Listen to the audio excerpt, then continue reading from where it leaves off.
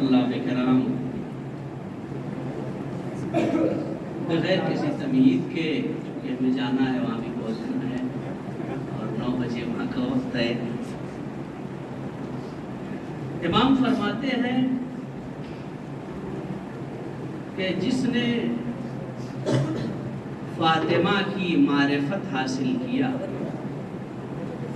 امام جعفر صادق علیہ السلام کہتے ہیں جس نے فاطمہ کی معرفت حاصل کیا، فقط جو ان کی معرفت کا حق ہے، جو ان کو پہچاننے کا حق ہے، فقط ادرکا لیلۃ القدر، اس نے شب قدر کو درک کر لیا، اس نے شب قدر کو درک کر لیا۔ ایک شناخت کسی کی ہوتی ہے آئی ڈی پروف والی، جس پہ اس کے والد کا نام ہوتا ہے، اس کی والدہ کا نام ہوتا ہے۔ جب تک دنیا رسول کی اس بیٹی کو آئی ڈی پروف والی پہچان سے پہچانے گی، اس وقت تک یہ سمجھ ہی نہیں پائے گی کہ حق پہ کون تھا اور باطل پہ کون تھا۔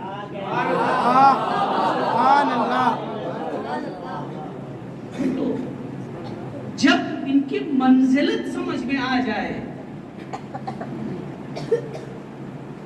جب ان کا مقام سمجھ میں آ جائے، جب ان کا رتبہ سمجھ میں آ جائے، اس وقت سمجھ میں آئے گا کہ فاطمہ کسے کہتے ہیں، اس وقت ہم سمجھ سکتے۔ اور یہ جملہ کسی اور کا نہیں ہے، نہ کسی مولانا کا ہے، نہ کسی ملا کا ہے، نہ کسی مولوی کا ہے، نہ کسی عام رائٹر کا ہے، بلکہ یہ اس کا جملہ ہے کہ جو اسلام کے چاروں فرقے کے امام کا امام ہے۔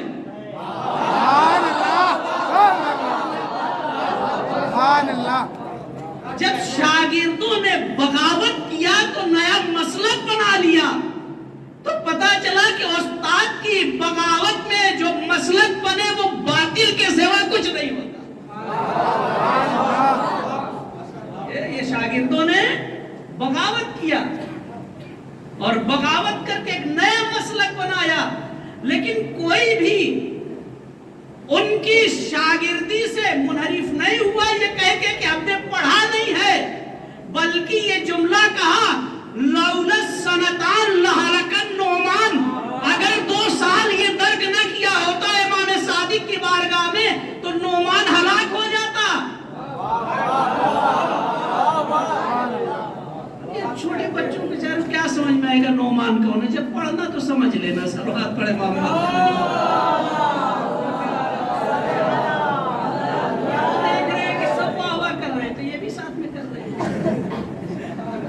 اور اکثر مجمع کا یہی عالم ہے، اکثر مجمع کا یہی عالم ہے۔ دیکھا 4 ہاتھ اٹھے، اس نے بھی اٹھا دیا، تو مشکل نہیں، آپ لوگ تعریف کریں، حوصلہ افزائی ہوگی، صلوات پڑھیں محمد۔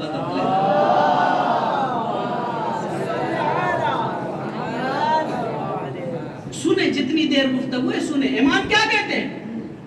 فمن عرف فاطمہ حق معرفتها فقد ادرک لیلۃ القدر، جس نے فاطمہ کو پہچانا جو ان کی معرفت کا حق ہے، اس نے لیلۃ القدر کو درک کر لیا۔ اب آئیے قرآن کا سہارا لیتے اور بہت تیزی کے ساتھ بات کو پڑھتے ہیں۔ انا انزلناہ فی لیلۃ القدر، میں نے شب قدر میں قرآن کو نازل کیا۔ اس کے بعد خدا کیا کہتا ہے پتہ ہے؟ یہ موبائل ہے، آپ اسے خرید کے لائیے 1 لاکھ روپے کا، مدرسے میں کوئی طالب علم ہے وہ سوچ رہا ہے کہ یہ ریڈمی والے کی طرح 13,000 کا ہوگا، آپ نے اس سے کہا تم کو کیا پتا اس کی قیمت کیا ہے؟ چونکہ وہ اس سے زیادہ کچھ جانتا ہی نہیں۔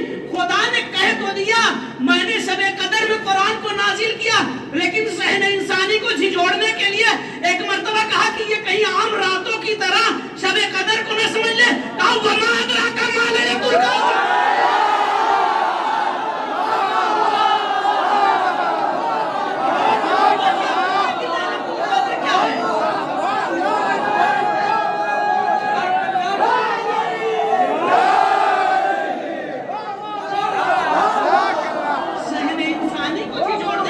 کو کیا پتا؟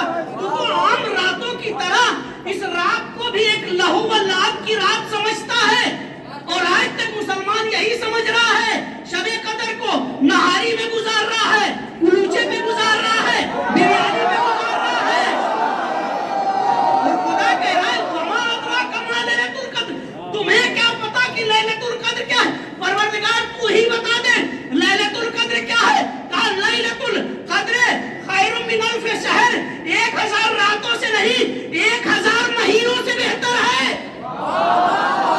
1000 مہینے 83 سال 4 مہینے ہوتے ہیں، یعنی اگر کسی نے شب قدر کو درک کر لیا تو اس نے 83 سال 4 مہینے کی عبادت کو درک کیا۔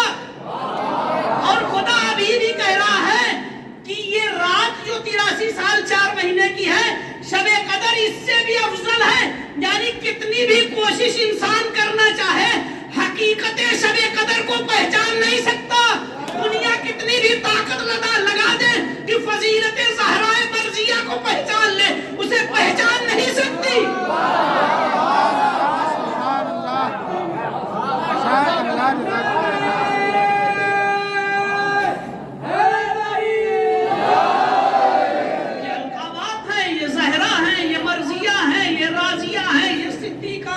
یہ طاہرہ ہے، یہ بطول ہے، یہ مقدسہ ہے، یہ عذرا ہے، یہ سماویہ ہے، یہ نوریہ ہے، یہ سب ان کے القابات ہیں۔ یہ دنیا چاہتی ہے کہ فاطمہ جیسی اور بیٹیاں بنا لیں، میں کہتا ہوں 1 نہیں 1000 بنا لو، 4 نہیں 4000 بنا لو۔ یہ القابات کہاں سے لاؤ گے؟ زہرا کیسے بناؤ گے؟ راضیہ کیسے بناؤ گے؟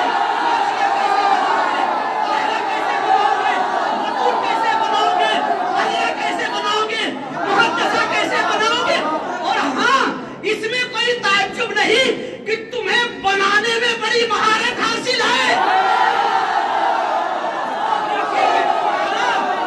تمہارا خاندانی مشغلہ ہے بنانا۔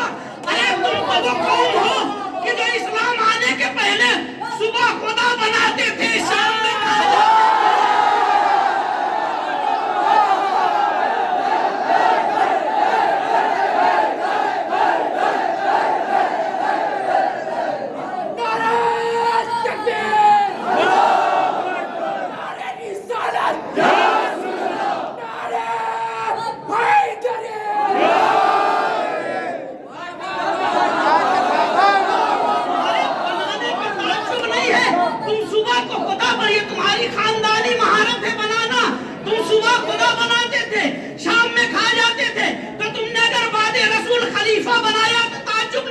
رسول کی بیٹی بنایا تو تعجب نہیں، اگر انہوں نے فدق کو کھایا تو تعجب نہیں۔ ارے جو اپنے خداؤں کو کھا جائے،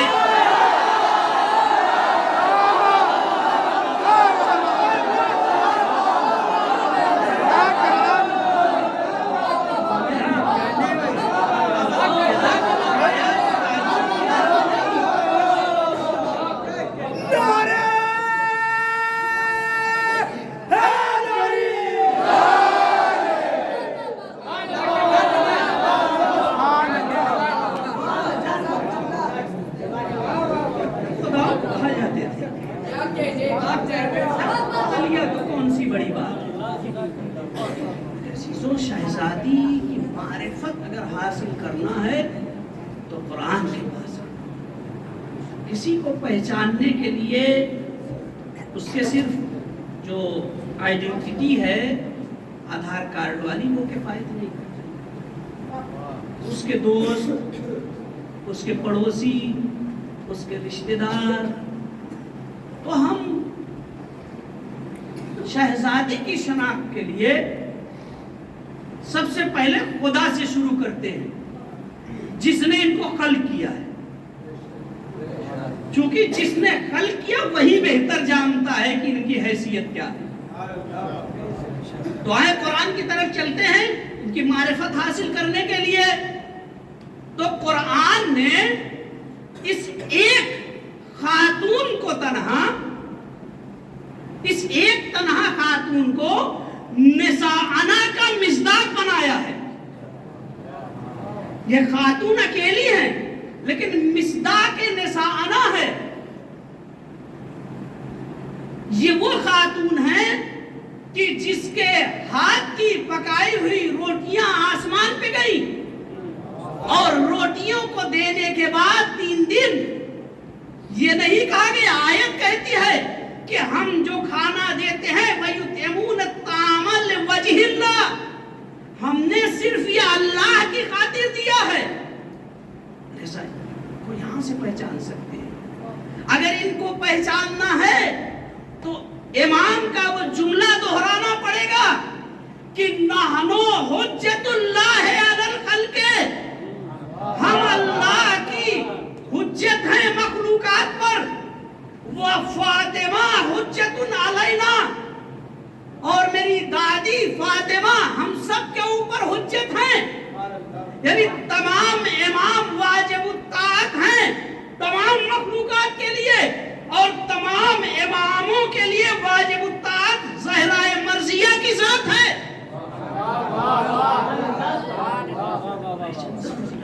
فاطمہ کسے ہمیں پہچاننا ہے. یہاں تک رسول کی بیٹی تو تھی، اس میں کوئی تعجب نہیں ہے، اس میں کوئی شک نہیں ہے، اس سے کوئی انکار نہیں کر سکتا ہے کہ رسول کی بیٹی تھی. لوگ سوچتے ہیں کہ صرف نبی کی بیٹی ہونا کمال ہے. اصل میں پریشانی یہ ہے کہ جب ذریعہ اہل بیت سے وابستگی نہیں رہے گی تو اس سسٹم کو سمجھ نہیں پائیں گے کہ فضیلت آتی کہاں سے ہے. انہوں نے سوچا کہ فضیلت صرف بیٹی ہونا ہے. انہوں نے دیکھا نہیں کہ بہت سے تاریخ میں نبی کے بیٹی بیٹے گزرے، بہت سی نبی کی زوجہ گزری. تاریخ شاہد ہے. نوح کا بیٹا کون تھا؟ فضیلت دکھائیے. جناب لوط کی زوجہ کون تھی؟ زوجہ ہونے کی بنا پہ فضیلت دکھائیے. صرف زوجہ ہونے کی بنا پہ یا بیٹی ہونے کی بنا پہ فضیلت نہیں ملے گی. یہ تو خاندان ہے.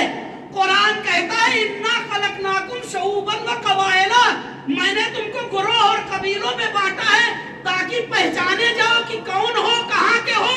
یہ فضیلت کا معیار نہیں ہے. اِنَّا أَكْرَمَكُمْ عِندَ اللَّهِ أَتْقَاكُمْ، معیار یہ ہے کہ جو تم میں سب سے زیادہ متقی ہوگا. رسول اللہ کے چچا تھے، تبت یدا ابی لہب کے مصداق بن گئے. سلمان فارس کے تھے، ایمان کی وجہ سے سلمان و منا اہل البیت بن گئے. تو پتا چلا کہ گھر میں رہنے وہنے سے کوئی فرق نہیں پڑتا، آپ کے اندر کمال ہونا چاہیے. کمال ہے تو اہل بیت. شہزادی کی ذات کو پہچان. امام نے کہا اب آئیں اس خطبے کی طرف. چند فکرے اسی خطبے کے اور اس کے بعد ختم دعا. شہزادی کو جب یہ پتا چلا کہ ان کے حصے کو غصب کر لیا گیا ہے تو علامہ مجلسی علیہ الرحمہ بہار میں لکھتے ہیں کہ شہزادی نے لا خمارها على راسها،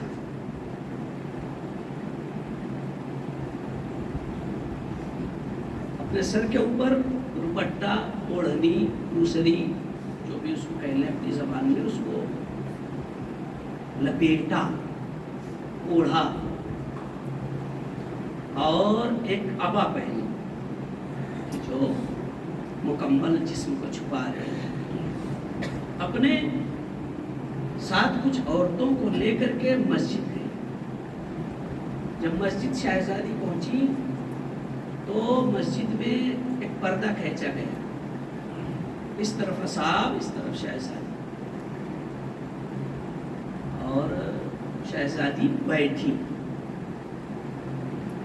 ثم جلست، پھر بیٹھ گئی. فانت انتا، چیخ مار، آہ کھینچی. پورا مجمع رونے لگا. شہزادی خاموش ہو گئی. معلوم ہے رونے کی کیفیت کیا تھی. اتنا درد تھا شہزادی کی آواز میں کہ جب لوگ رو رہے تھے تو جو شرح میں دیا گیا ہے کلمہ، اس کے لیے یہ ہے کہ آپ نے دیکھا ہے رونے کی کیفیت ہوتی ہے، آدمی کبھی دائیں گرتا ہے کبھی بائیں گرتا ہے،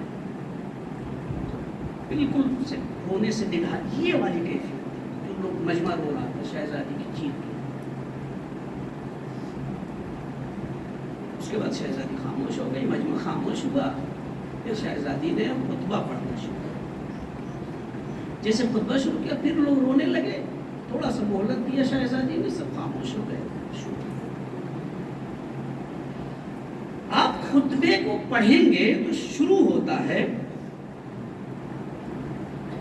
الحمدللہ الذی علی ما انعم. آپ قرآن کو پڑھیں اور خطبے کو پڑھیں. قرآن بھی شروع ہوتا ہے سورہ حمد سے، شہزادی کا خطبہ بھی شروع ہوتا ہے الحمد سے. آپ دیکھیں کتنی یکسانیت ہے.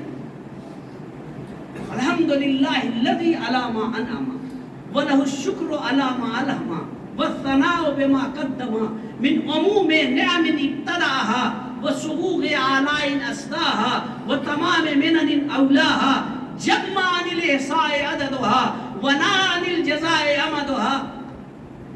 پڑھتی جا رہی ہے شہزادی. اچھا یہ جو فکرے ہیں آج تک کوئی اس میں ایک غلطی نہیں نکال سکا. ہماری طرح نہیں ہے کہ پہلے یاد کیا ہے پھر آ کے پڑھ رہے ہیں، اس طرح سے نہیں ہے. وہاں کے اوپر فی البدی کلام تھا، یعنی شہزادی گفتگو کرتی جا رہی تھی اور یہ کلمات زبان پہ جاری ہوتے جا رہے تھے.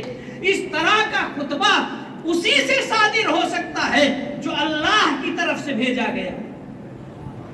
اور اگر آپ ان کے مقابلے میں جن خواتین کو لانا چاہتے ہیں کسی کو بھی لائیں، اگر ان میں سے کسی کا ایک جملہ بھی تاریخ نے ثبت کیا ہو جو شہزادی کے کسی ایک جملے کے برابر ہو جو اس خطبے میں استعمال ہوا. اس خطبے کو عدل نہج البلاغہ کہا جاتا ہے. ہم پلہ ہے یہ خطبہ شہزادی کے نہج البلاغہ کی. تعریف ہے اللہ کی ان نعمتوں کے اوپر بھی جس کو اس نے عطا کی. علامہ انا وَلَهُ الشُّكْرُ عَلَى مَا أَلْهَمَ. شکر ہے پروردگار کا کہ اس نے جو الہام کیا ہے؟ قرآن کہتا ہے وَنَفْسٍ وَمَا سَوَّاهَا فَأَلْهَمَهَا فُجُورَهَا وَتَقْوَاهَا. جب اللہ نے انسان کے نفس کو مساوی کر دیا، برابر کر دیا، استوار کر دیا، تو اس نفس انسانی کو خدا نے اچھائی اور برائی الہام کر دیا. شہزادی کہہ رہے ہیں کہ انسانوں کو الہام ہوتا ہے، اس الہام کے اوپر پروردگار کا شکر ادا کرتا ہے. فَأَلْهَمَهَا فُجُورَهَا. الہام کیا ہے؟ الہام کسے کہتے ہیں؟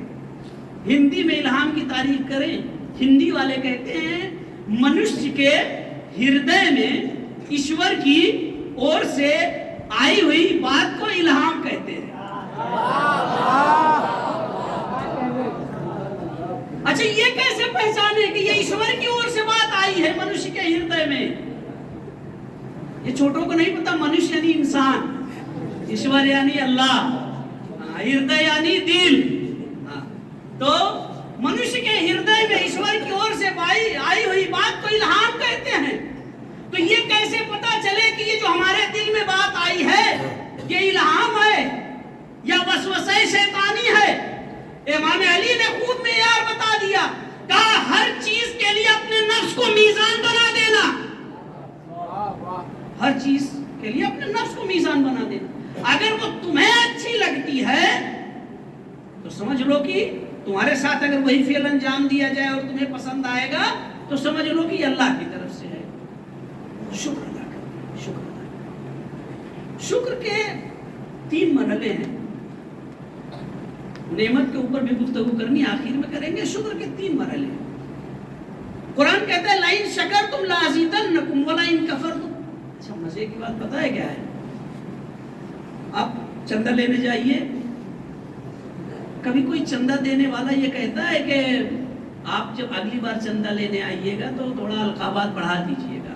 الحاج حجت الاسلام والمسلمین، عزت ماں فخر الاسلام، یہ سب بڑھا دیجئے گا تو اور چندہ دیں گے. آج تک کوئی ملا ایسا؟ نہیں ملا. کیوں؟ اس لیے کہ وہ ڈرتا ہے کہ اور دینا پڑے گا. پروردگار تو نے اتنی نعمتیں دیا. خدا نے نعمت کی تعریف جو کی جاتی ہے کہتے ہیں نعمت یہ ہے کہ جو چیزیں انسان کے لیے باعث آسائش ہے وہ نعمت ہے. جتنی بھی چیزیں. پھر قرآن کہتا ہے کہ ہم نے جو ہے تمہارے لیے نعمت ظاہری اور نعمت باطنی دونوں رکھی. ظاہری نعمت ہے اور باطنی نعمت ہے.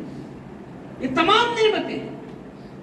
اور یہ نعمتیں جو ہے وہ ہماری خلقت سے بہت پہلے وجود میں آئیں. شہزادی کہتی ہے ابتدال. شہزادی کہتی ہے کہ تو نے ان نعمتوں کو ابتدا سے جو دیا ان کا بھی شکر ادا کرتی. تو زمین نعمت، سورج نعمت، چاند نعمت، ستارے نعمت، دریا نعمت، کہکشانے نعمت، یہ ساری چیزیں نعمت ہیں. سب کچھ دینے کے بعد ابھی بھی یہ کہوں کہ خدا کو اطمینان نہیں ہے. یہ فیاضیت علی الاطلاق کسے کہتے ہیں کہ جو دینے کا بہانہ تلاش کرتا ہے. اگر جو دینے کا بہانہ تلاش کرے اسے یا تو خدا کہتے ہیں یا خدا کا کوئی خاص بندہ کہتے ہیں. اور جو لوگوں سے اس کے اسباب اور اس کی نعمتوں کو کم کرنے کا ذریعہ تلاش کرے وہ کبھی خدا کا بندہ نہیں ہو سکتا. ایسا خدا نے اتنی ساری نعمتیں دینے کے بعد اس کے بعد پھر کہا ان تعودوا نعمت اللہ اگر لئن شکرتم لازیدنکم وَلَئِن كَفَرْتُمْ إِنَّ عَذَابِي لَشَدِيدٌ. اگر تم نے شکران نعمت کیا تو نعمت بڑھا دیں گے. اگر تم نے کفران نعمت کیا تو پروردگار اتنی ساری نعمت تو دے دیا اب کیا ضرورت ہے. اگر میں روک دوں اسی کے اوپر تو پھر میری فیاضیت کے اوپر حرف آ جائے گا. میرے ذخیرے کے اندر کسی چیز کی کمی نہیں ہے. تم مانگو تو مانگ کے تو دیکھو. یہ شکر ہے کیا؟ کیسے شکر کریں؟ شکر تو ہم لوگ روز کرتے ہیں اور توبہ بھی روز کرتے ہیں. توبہ کرتے ہیں ادھر سر رکھا یا اللہ توبہ یا اللہ توبہ. مسجد سے نکلے پھر وہی توبہ پھر وہی آ گئی ہمارے پاس. اس کو علماء کہتے ہیں یہ صیغہ توبہ. آپ لوگ سے بہتر صیغہ توبہ نہیں سمجھے گا کوئی. یہ صیغہ توبہ توبہ توبہ کا حقیقت توبہ کیا ہے؟ واقعاً اگر ہمارے ائمہ نہ ہوتے نا تو بہت سارے لغت کے الفاظ ان کی ڈیفینیشن ہو ہی نہیں سکتی تھی صحیح طریقے سے. امام نے کہا کہ توبہ یہ ہے کہ گناہ چھوڑنے کے بعد پھر اس کی طرف پلٹو نہیں. اس کو توبہ کہتے ہیں. ہمیں پتا ہے بہت کچھ کے معاملہ. ایک بار صلوات پڑھے محمد علیہ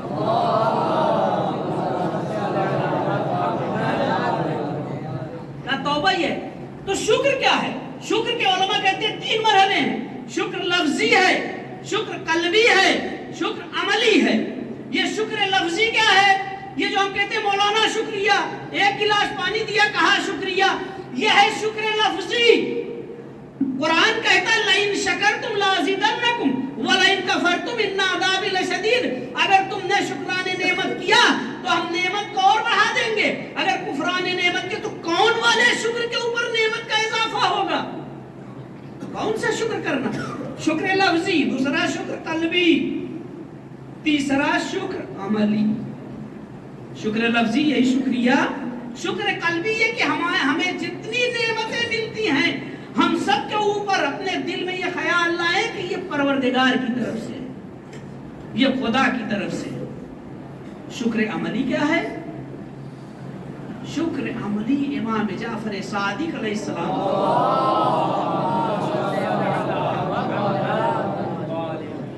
کہتے ہیں شکر عملی یہ ہے کہ خدا کی عطا کردہ نعمتوں کو حرام میں استعمال نہ کیا جائے.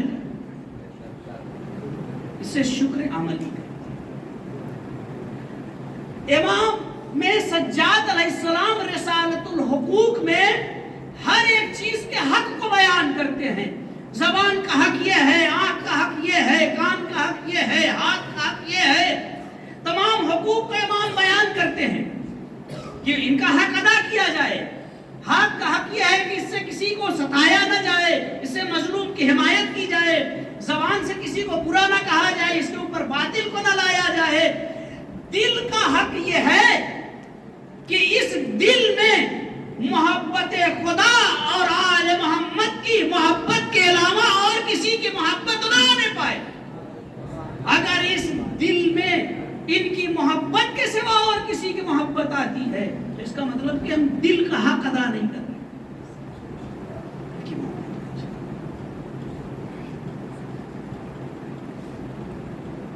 اس کے بعد شہزادی کہتی ہیں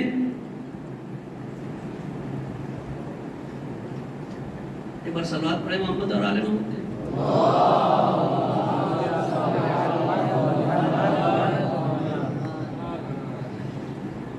آتی ہے آخر میں اور کہتی ہے وَأَشْهَدُ أَن لَا إِلَٰهَ إِلَّا اللَّهُ وَحْدَهُ لَا شَرِيكَ لَهُ. میں گواہی دیتی ہوں کہ اللہ کے علاوہ کوئی خدا نہیں ہے اور اس کا کوئی شریک نہیں. یہاں کے اوپر شہزادی یہ گواہی دینے کے بعد کہتی ہے کلمۃ جعل الاخلاص تعویلھا. یہ ایسا کلمہ ہے کہ جس کا نتیجہ اخلاص ہے. جس کا نتیجہ اخلاص ہے. کیا مطلب اخلاص؟ اخلاص یعنی یہ کہ جو بھی عمل ہم کر رہے ہیں نہ تو دکھانے کے لیے ہو نہ دنیاوی فائدے کے لیے. کسی طرح کا دنیاوی فائدہ, چاہے وہ مالی فائدہ ہو, چاہے وہ شہرت کا فائدہ ہو, چاہے وہ عزت کا فائدہ ہو, چاہے وہ تعریف کا فائدہ ہو, کسی بھی طرح کا دنیاوی فائدہ مقصود وہ صرف خدا کے لیے. اس کو کہتے ہیں اخلاص. اور شہزادی یہاں کے اوپر جو ٹپیکل بات کہتی ہیں کہ اب اس کو مثال کے ذریعے واضح کروں, یعنی کیا جعل الاخلاص تعویلا, یعنی اشہد ان لا الہ الا اللہ. یہ شجر توحید ہے, یہ توحید کا پیڑ ہے. جب آپ نے اس کلمے کو زبان پہ جاری کیا گویا آپ نے اپنے دل کے اندر توحید کا درخت لگا دیا, لیکن اس توحید کا جو پھل ہے وہ اخلاص ہے.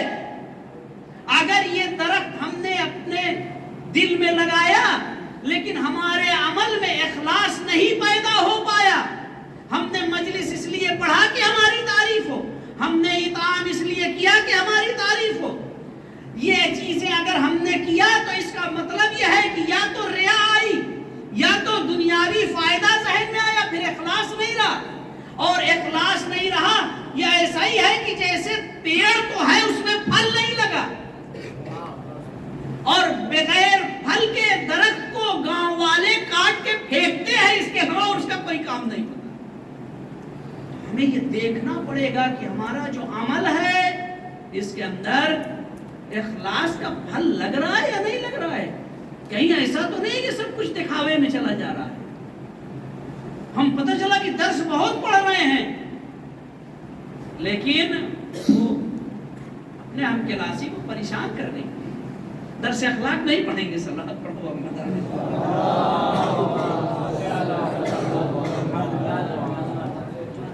تو اس کا جو ثمرہ ہے اس درخت توحید کا اخلاص ہے. اور ہم سب کو یہ غور کرنا, یہ ذوات مقدسہ آئی ہی اس لیے تھی کہ یہ ہم کو اللہ کی طرف لے جائیں.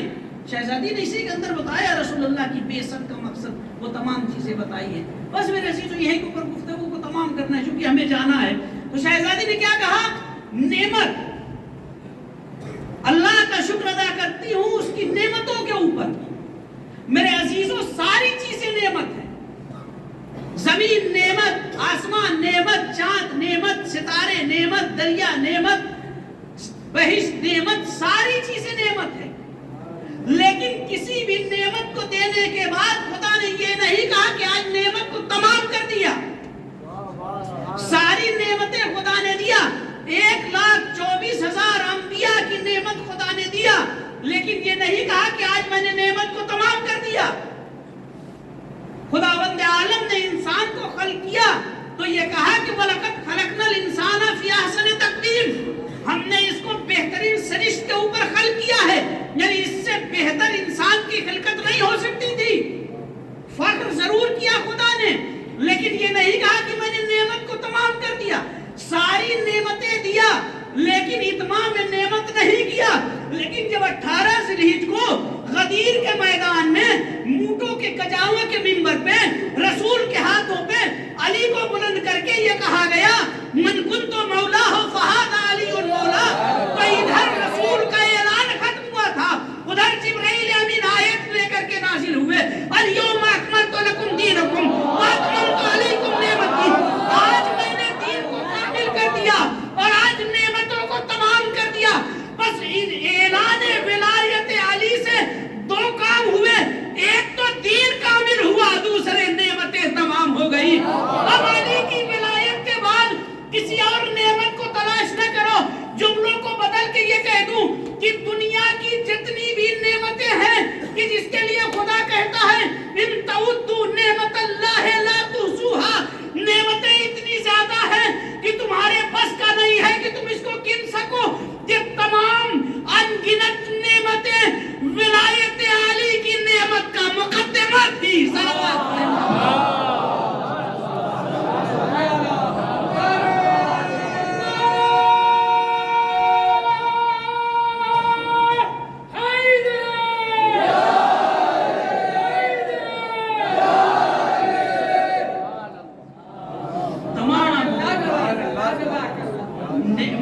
विलायत अली इब्ने अबी तालिब के ऐलान का मुकद्दमा थी, कोई लफ्ज़ इसमें नहीं है।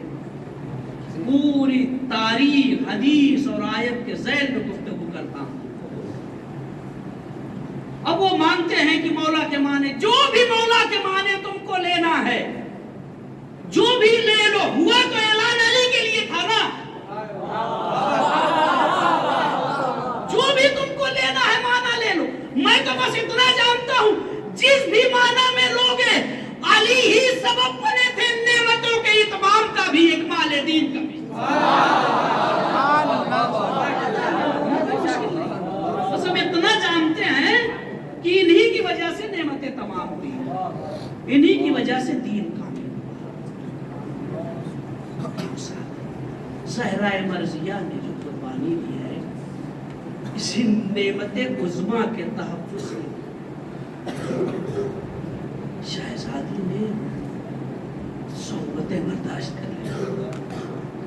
देखिए, शहज़ादी बहुत नाज़ो नेमत में तो नहीं पली थी, लेकिन हाँ, शहज़ादी को उनके बाप ने इज्जत बहुत दिया था।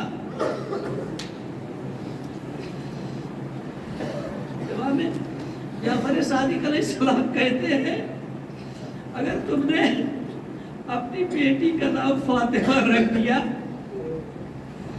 ला तज़रिबी है, कभी उसे मारना मत।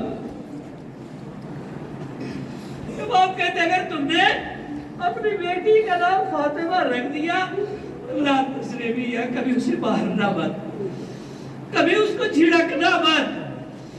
अल्लाह अकबर। ए मौला, नाम फातिमा का इतना वक़ार, नाम फातिमा की इतनी मंजिलत कि अगर हमने अपने बच्चे का, हम गुनहगार इंसान ने अगर अपनी बेटी का नाम फातिमा रख दिया, तो आप कह रहे हैं उसे कभी झिड़कना मत। लेकिन हाय बादे वफाते रसूल, अभी रसूल का कफन भी मैला ना हुआ था, अरे दरवाजे पे आग और लकड़ी लेकर के आ गए, अबुल हसन को बाहर निकाल दो वरना घर में आग लगा देंगे। इसमें हसनैन रहते हैं, कहा रहा करे। शहजादी ने मालूम है क्या कहा? कहा अभी मेरे बाबा का गम मेरे लिए काफी है, अभी हम बाबा के गम से उबर नहीं पाए हैं। लेकिन ये लोग पास नहीं आए, दरवाजा जलाने की सिर्फ धमकी नहीं दिया, मेरे अजीजों दरवाजे में आग लगा दिया। दरवाजा जलने लगा, शहजादी इस्तिफाए विलायत में आगे बढ़ी। उस बलाऊर ने दरवाजे के ऊपर जोर की लात मारी, अरे दरवाजा टूट गया, सहराए मर्जिया दरा दीवार के दरमियान पिस गई। या फिज्जतो खुजीनी, ए फिज्जा मुझे संभाल लो। अल्लाहु अकबर। शहजादी की पसलियां टूट गई। अभी हम चंद रोज पहले पढ़ रहे थे कि मेडिकल साइंस के एतबार से अगर किसी की पसलियां टूट जाएं तो क्या कैफियत होगी, तो बहुत सारी चीज़ें उसने बताया कि उसे नमूनिया हो जाएगा और ये सारी चीज़ें। लेकिन एक चीज़ जो मुझे बहुत तकलीफ थी वो ये थी कि साइंस का ये कहना अगर किसी की पसली टूट जाए तो अपनी सांस को मुकम्मल नहीं ले सकता है, इसलिए कि जब वो मुकम्मल सांस लेना चाहेगा तो उसकी पसलियां हरकत में आएंगी और उसे बड़ा दर्द होगा। अब सोचे कि 75 दिन शहजादी ने किस तरह से नीम नफस के हालत में गुजारा होगा। अरे तारीख के जुमले हैं कि शहजादी इस वाकये के बाद कभी बिस्तर पे सीधा लेट न सकी। अरे जब भी अली अलैहिस्सलाम बैतुल शरफ में आते थे तो या तो फातिमा बैठी मिलती थी या तो नीम दराज होकर के बाएं करवट रहती थी, इसलिए कि पसलियां टूट गई थी। अल्लाह अकबर। खुदा किसी गम में न रुलाए सिवाय मजलूम करबला के गम के। मालूम है इसके बाद भी शहजादी ने इस नेमत उज़्मा की हिफाजत के लिए क्या किया, अली के गले में इन लोगों ने रस्सी का फलदा डाला और लेकर के इमाम अली अलैहिस्सलाम को जाना चाहते थे। और ज़हरा को कुछ समझ में ना आया, आकर के इमाम अली से लिपट गई। मलाउन ने बहुत छुड़ाने की कोशिश किया लेकिन जब छुड़ा न सका, अरे कुनफुस का इशारा किया, बाजू पे तले ताज़िया शहजादी के हाथों से अली का दामन छूट गया। ये लोग लेकर के गए खलीफा के पास। इमाम अली ने कहा अगर बैत न किया तो क्या करोगे, कहा कत्ल कर देंगे। और तलवार लेकर के हाजिर हो गया जालिम कत्ल करने के लिए। इतने में शहजादी को गस्से फाका हुआ, ज़हरा अपना गम भूल गई, अली की याद आई। अली कहाँ है, कहा अली को मस्जिद लेकर के गए। अब जो ज़हरा बैतुल शरफ से निकलती है क्या देखती है, सर पे तलवार चमक रही है। बस एक जुमला कहा, अली को छोड़ दो, खल्लू अबुल हसन को छोड़ दो वरना मैं चाहता है तीर उतार दूंगी।